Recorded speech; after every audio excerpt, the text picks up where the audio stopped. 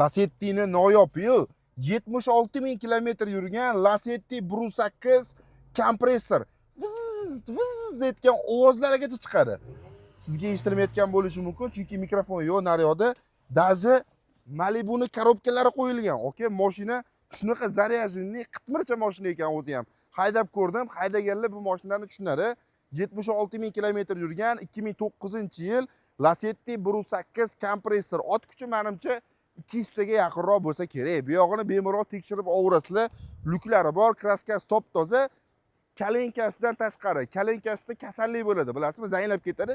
O'sha joylari sepilgan. Siz Lacetti 1.8 ni hozirgi kunda olib haydirmadingiz yoki zamonaviyroq mashina olaman deysizmi? Okay, bunaqasi kam. Narxi bilan ko'ndirib qo'ydim. Narxini aytishimdan oldin, okay, bitta podpiskani bosib qo'ying. Har xil noyoblaridan qo'yib boramiz.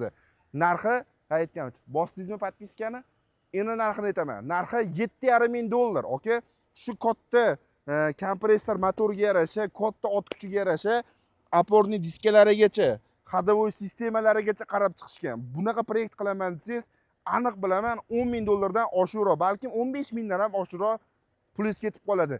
76.000 yurganlarini o'zini 7,5 sotishyapti. Bu proyekt qilinganligini men sizga $7,5 ga taklif qilyapman.